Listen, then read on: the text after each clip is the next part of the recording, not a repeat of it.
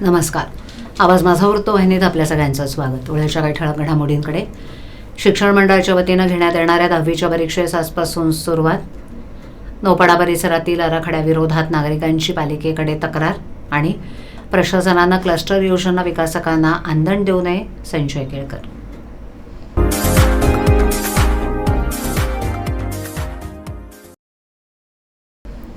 महाराष्ट्र राज्य माध्यमिक शिक्षण मंडळाच्या वतीनं घेण्यात येणाऱ्या 10वीच्या परीक्षेला आज 21 फेब्रुवारीपासून सुरुवात झाली. 2024-25 या शैक्षणिक वर्षासाठी ठाणे जिल्ह्यातून 10वीच्या परीक्षेसाठी 1,21,244 विद्यार्थी प्रविष्ट झाले असून 338 केंद्रांवर ही परीक्षा घेतली जाणार आहे. यंदा 10वी बोर्ड परीक्षेचा पॅटर्न सोपा झाला आहे, त्यामुळे उत्तीर्णांची संख्या वाढणार असल्याचं सांगण्यात येत आहे. महाराष्ट्र राज्य माध्यमिक आणि उच्च माध्यमिक शिक्षण मंडळातर्फे 21 फेब्रुवारी ते 17 मार्च दरम्यान 10वीची परीक्षा होतीये. 10वीच्या परीक्षा सुरळीत पार पाडाव्यात यासाठी ठाणे जिल्हा परिषदेच्या शिक्षण विभागाकडून हे नियोजन काटेकोर करण्यात आलंय. मागील वर्षीच्या तुलनेत यंदा विद्यार्थ्यांची संख्या वाढली असून 338 परीक्षा केंद्रांवर ही परीक्षा घेतली जाणार आहे.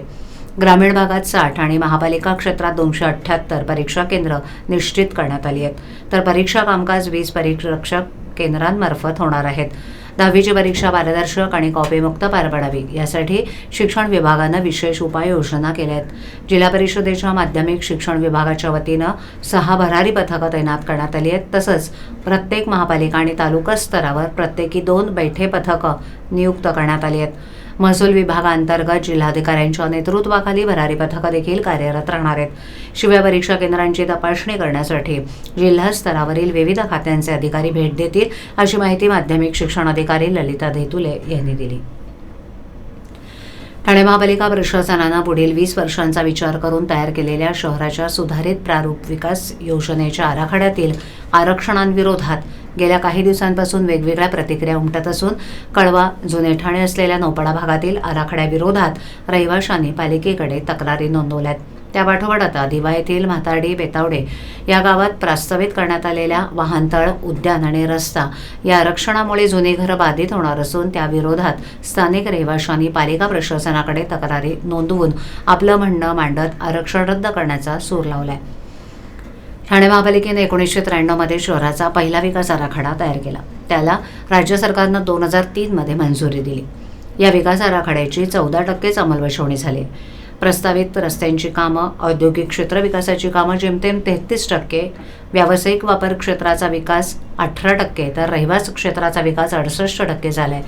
आराखड्याची फारशी अंमलबजावणी झाली नसतानाच पालिका प्रशासनानं 20 वर्षांनंतर शहराचा सुधारित विकास आराखडा तयार केलाय. विधानसभा निवडणूक आचारसंहितेच्या 2 दिवस आधी ठाणे महापालिका प्रशासनानं प्रसिद्ध केलेला शहराचा सुधारित प्रारूप विकास योजनेचा आराखड्याबाबत 7,500हून अधिक तक्रारी पालिकेकडे प्राप्त झाल्यात. या तक्रारींवर पालिका प्रशासनानं सुनावणी घेण्याची प्रक्रिया सुरू केली असून त्या तक्रारदारांकडून विविध आरक्षण चुकीच्या पद्धतीनं टाकण्यात आल्याचं सांगत ते रद्द करण्याची मागणी केली आहे. ठाणे महापालिका क्षेत्रातील धोकादायक, अतिधोकादायक आणि अनधिकृत इमारती आणि झोपडपट्ट्यांच्या पुनर्विकासासाठी क्लस्टर योजना क्रांतिकारक आहे. मात्र आतबट्ट्याचे व्यवहार करून प्रशासनानं क्लस्टर योजना विकासकांना आंदण देऊ नका, असं परखड बोल आमदार संजय केळकर यांनी सुनावलेत. आमदार केळकर यांनी नागरिकांसमवेत ठाणे महापालिकेच्या संबंधित अधिकाऱ्यांची भेट घेऊन विस्तृत चर्चा केली. भाजपा शिवसेना युती सरकारच्या काळात तत्कालीन मुख्यमंत्री देवेंद्र फडणवीस आणि एकनाथ शिंदे यांनी ठाणे शहरात क्लस्टर योजना राबवण्याचा निर्णय घेतला. त्यानुसार पालिका क्षेत्रात विविध भागात 48 नागरी पुनर्निर्माण आराखडे तयार करण्यात आले. क्लस्टरसारख्या महत्वाकांक्षी योजनेला मूर्त स्वरूप मिळत असताना शहरातील मानपाडा, अशोकनगर, आझादनगर, गणेशनगर तसंच मनोरमानगर भागात कार्यालय थाटून दंडेलशाही करणाऱ्या विकासकाच्या विरोधात नागरिकांमध्ये क्लस्टरबाबत संभ्रमाचं वातावरण आहे. यापूर्वी अधिवेशनात आमदार केळकर यांनी अशा हजारो झोपडीधारकांची बाजू ठामपणे मांडली असल्यानं या भागातील नागरिकांनी क्लस्टर संदर्भातील तक्रारींचा पाढा आमदार केळकर यांच्याकडे वाचला. त्यानंतर केळकर यांनी नागरिकांसह थेट ठाणे महापालिका मुख्यालयात संबंधित अधिकाऱ्यांची भेट घेतली. यावेळेला नागरिकांनीही अधिकाऱ्यांकडे क्लस्टर संदर्भातील शंका मांडल्या. यावर अतिरिक्त आयुक्त प्रशांत रोडे आणि अन्य अधिकाऱ्यांनी वस्तुस्थिती मांडल्यानंतर क्लस्टरसाठी झोपड्यांचं सर्वेक्षण म्हणजे अंतिम मंजुरी नसल्याचा विश्वास रहिवाशांना दिला. तसंच क्लस्टरविषयी शंका असेल तर प्रशासनानं जाहीर सभा अथवा बैठका घेऊन रहिवाशांच्या शंकांचं निरसन करावं. त्याचबरोबर वैयक्तिक पातळीवरही तक्रारदारांच्या तक्रारी ऐकून घ्याव्यात, असे सक्त निर्देश देत क्लस्टर योजना विकासकाला अंधण ठेवू नका असं प्रशासनाला बजावले. एका भागातल्या क्लस्टरच्या संबंधामध्ये तिथल्या लोकांच्या अडीअडचणी आणि शंका कुशंका ज्या आहेत त्या कुठेतरी आयुक्त क्लस्टरच्या पातळीवर अधिकाऱ्यांच्या पातळीवर ते सुटल्या पाहिजेत. त्यांना त्याची नीटपणे माहिती करून द्यायला पाहिजे. मी विधिमंडळात पण सांगितलं की क्लस्टर हे बिल्डरला अंधण दिल्यासारखं देऊ नका. बिल्डरची माणसं जी आहेत ती त्या ठिकाणी फिरायला पाठवू नका. आधी त्या लोकांना, कारण क्लस्टर ही क्रांतिकारी योजना आहे, परंतु त्याचा इम्प्लिमेंटेशन जे आहे ते विविध प्रकारे चुकीच्या पद्धतीने होत असल्यामुळे अनेक हजारो नागरिकांमध्ये मोठा संभ्रम आहे की आपली फसवणूक तर होत नाही आहे ना. आणि त्याच्यामुळे क्लस्टरच्या अधिकाऱ्यांनी त्या ठिकाणी जाऊन योग्य ती माहिती द्यावी, ती अधिकृत राहील आणि मग ती क्लस्टरची योजना जी आहे ती स्वीकारायची का न स्वीकारायची हे तिथले लोक ठरवतील. आणि त्या दृष्टीने आजच मी वरिष्ठ अधिकाऱ्यांची आणि लोकांची बैठक घेतली. 24 तारखेला मंगळवारी राष्ट्रवादी काँग्रेसच्या अजित पवार गटात गेलेले डॉक्टर जितेंद्र आव्हाड यांचे खंदे समर्थक अभिजित पवार हे अवघ्या 48 तासातच स्वगृही परतलेत. तडीपार करू, मकोका लावू, 2 वर्ष जेलमध्ये डांबून ठेवू, ईडीची कारवाई करू अशा धमक्या नजीब मुल्ला यांनी दिल्यानं आपण घाबरलो होतो. घरातही अस्वस्थता निर्माण झाली होती. माझ्या तसंच माझ्या सहकाऱ्यांच्या घरी पोलीस पाठवले जात होते. त्यामुळे मी आत्महत्येच्या निर्णयापर्यंत पोहोचलो होतो. त्यातूनच मला जबरदस्तीनं नजीब मुल्ला यांनी अजित पवार यांच्यासमोर उभं केलं आणि माझा पक्षप्रवेश करून घेतला, असा खळबळजनक आरोप अभिजित पवार यांनी पत्रकार परिषदेत केलाय. दरम्यान परमार या बांधकाम व्यावसायिकाला आत्महत्या करण्यास भाग पाडणारा आणि जमील शेख याची हत्या करणाऱ्याला आणखीन किती बळी हवे आहेत? अभिजित पवार याला आत्महत्येस प्रवृत्त करण्याचा हा प्रकार झालाय. अजित पवार यांना माझी विनंती आहे की हे सर्व थांबवा. तुमचा माणूस ठाण्यात काय करतो हे बघा, असं आव्हाड यांनी विचारले. मंगळवारी अभिजित पवार आणि त्यांच्या सहकाऱ्यांनी अजित पवार गटात प्रवेश केला होता. गुरुवारी पवार यांनी राष्ट्रवादी काँग्रेस पक्ष कार्यालयात येऊन आपली व्यथा मांडली. यावेळेला डॉक्टर जितेंद्र आव्हाड यांच्यासह शहराध्यक्ष सुहास देसाई, कार्याध्यक्ष प्रकाश पाटील हेही उपस्थित होते. अभिजित पवार म्हणाले की ठाणे शहरात राजकीय ब्लॅकमेलिंग सुरू आहे. डॉक्टर जितेंद्र आव्हाड हे माझे नेते आहेत. मी त्यांची साथ मरेपर्यंत सोडणार नाही. निवडणुकीच्या वेळी माझ्या कार्यालयावर हल्ला करण्यात आला. त्यावेळेला मी शांतपणे कार्यालयातून निघून गेलो. तरीही माझ्यावरच 307 नुसार गुन्हा दाखल करण्यात आला. मला सुमारे 50 दिवस बाहेर राहावं लागलं होतं. त्यानंतर नजीब मुल्ला हे फोन करून माझ्यावर दबाव टाकत होते. तडीपार, मकोका यांची धमकी देऊन आव्हाड यांना अडकवण्याचा प्रयत्न केला जात होता. माझ्या सहकाऱ्यांनाही दमबाजी केली जात होती. ज्यांच्यावर एकही गुन्हा नाही अशा माझ्या मित्रांना नजीब मुल्ला यांच्या दबावामुळे पोलीसही दमबाजी करत होते. त्या दबावातूनच मी फसलो गेलो. मी आत्महत्या करणार होतो, मात्र आव्हाड यांचा मला फोन आला आणि मी आज सर्वांच्या समोर आलोय. अजितदादांना आपण विनंती करतोय की ब्लॅकमेलिंग करून आमचं आयुष्य बिघडवण्याचा प्रयत्न करणाऱ्याला आवरा, असं पवार यांनी सांगितलं. राबोडीतील मनसेचे पदाधिकारी जमील शेख यांची हत्या कुणी केली असा प्रश्न उपस्थित करत या प्रकरणाच्या तपासासाठी पोलीस अधिकारी नितीन ठाकरे यांची नेमणूक करा, असं आव्हान राष्ट्रवादी पक्षाचे आमदार जितेंद्र आव्हाड यांनी राज्य सरकारला दिले. खोट्या केसेस तक्रारी केल्या जात असून कोणत्याही पदावर नसताना एकच माणूस पालिका चालवतोय, असा गंभीर आरोपही त्यांनी केलाय. अभिजित पवार हा मला पहिल्यांदाच घाबरलेला दिसला. त्याच्याबाबत झालं ते वाईट झालं, पण आता महाराष्ट्रात हे बंद व्हायला हवं.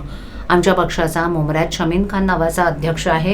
त्यालाही गेले वर्षभर असाच त्रास दिला जातोय. कोणीतरी फोन करतो, कधीतरी दुबईवरून फोन येतो, कधीतरी आयकर अधिकाऱ्याचा फोन येतो. हे काय चाललंय आणि सर्व कोण चालवतोय? एका परमारचा जीवादी घेतलाय आणि त्यामुळे एक घर बर्बाद झालंय. जमील शेखचा खून झालाय. त्याच्या मुली 10वीची परीक्षा देत आहेत. परीक्षेचं शुल्क देण्यासाठी त्यांच्याकडे पैसे नव्हते. अशा आणखीन किती घरं बर्बाद करणार आहात, असा प्रश्न आव्हाड यांनी विचारलाय.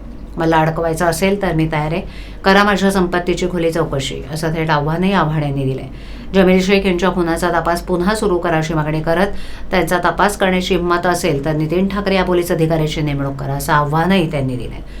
आज महापालिकेत कोणतंही पद नसताना कार्यालये वापरली जात आहेत. त्यासाठी पालिकेचे कर्मचारी झोंपलेत. हे सर्व महापालिका आयुक्तांना दिसत नाही का, असा प्रश्नही त्यांनी उपस्थित केलाय. शहर विकास विभागात जायचं, सर्वांच्या कुंडल्या काढायच्या आणि त्यांना घाबरवण्याचं काम करायचं, एवढंच काम आता शिल्लक आहे. केवळ आपल्याला आमदार व्हायचंय म्हणून धमकावून, घाबरवून स्वतःच्या गटात घेण्याचं घाणेरडं राजकारण केलं जात असून अजित पवार यांनी आता तरी डोळे उघडावेत असं आवाहन म्हणालेत. त्यांच्या खानदानाने केळकर साहेबांना दिलाय की मर्डर झाल्यानंतर काही दिवसातच आरोपींनी मोठं घर बांधलं राबोडीमध्ये.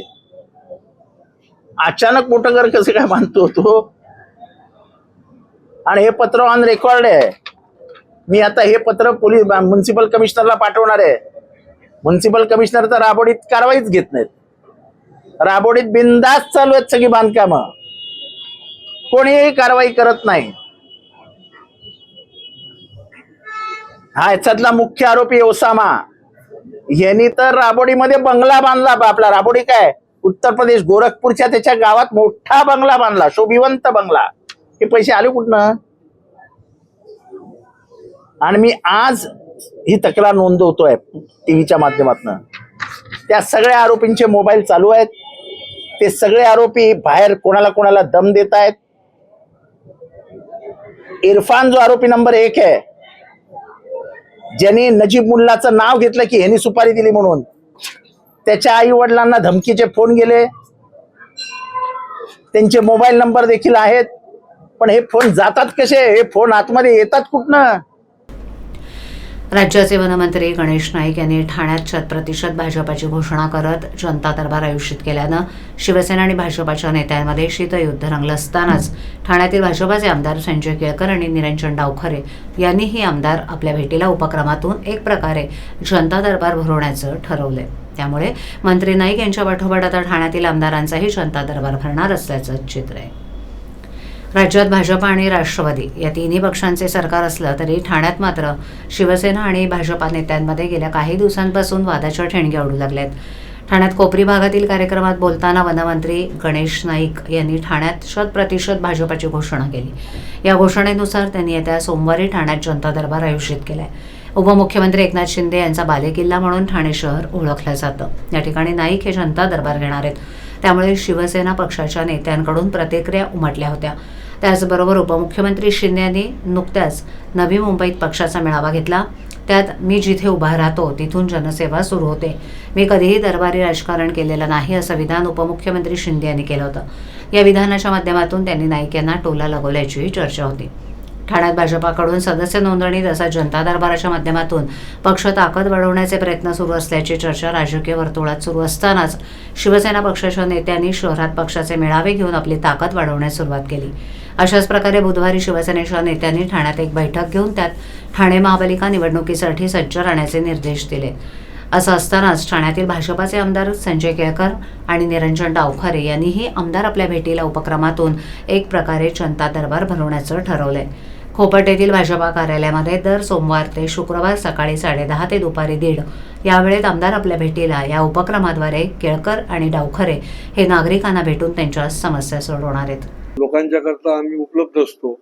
शुक्रवार आणि सोमवार आमच्या पक्ष कार्यालय जे आहे खोपटला, आमच्याकडे 2 कार्यालय आहेत, त्या ठिकाणी लोकांना अटेंड करायला. शेवटी आमचं काम काय आहे? आज केंद्रामध्ये आणि राज्यामध्ये आमचं सरकार आहे. आम्ही लोकांना अटेंड केलं पाहिजे, त्यांच्याशी संवाद केला पाहिजे, त्यांचे प्रश्न जे आहेत ते त्या ठिकाणी सोडवले पाहिजेत आणि सुटत नसतील तर प्रशासनाकडे आणि शासनाकडे त्याचा पाठपुरावा करायला पाहिजे. त्याच्यामुळे अशा प्रकारचा जनता दरबार हा उपयुक्तच होणार आहे. आवाज माझावरील एखादी बातमी पाहिजे होऊन गेली असल्यास यूट्यूबवरती तुम्ही पाहू शकता. तर मग नक्की सबस्क्राईब करा आवाज माझा. आजच्या ठळक घडामोडी शेवटी पुन्हा एकदा. शिक्षण मंडळाच्या वतीनं घेण्यात येणाऱ्या 10वीच्या परीक्षेस आजपासून सुरुवात. नौपाडा परिसरातील आराखड्याविरोधात नागरिकांची पालिकेकडे तक्रार आणि प्रशासनानं क्लस्टर योजना विकासकांना आंदण देऊ नये, संजय केळकर. आपल्या विभागातील काही सूचना अथवा समस्या असल्यास ते आमच्यापर्यंत जरूर पोहोचवा. आम्ही तुमचा आवाज नागरिकांपर्यंत नक्की पोहोचवू. आम्हाला संपर्क करण्यासाठी आमचा पत्ता आवाज माझा 103 साईलेक आदर्श नगर कोलपाड रोड ठाणे पश्चिम. आमचा दूरध्वनी क्रमांक 7666213141. आमचा ईमेल ID awazmaza.tvnews@gmail.com. तर पुन्हा भेटू याच वेळी याच ठिकाणी काही नवीन घडामोडींसह आवाज माझा वृत्तवाहिनी. तोपर्यंत नमस्कार.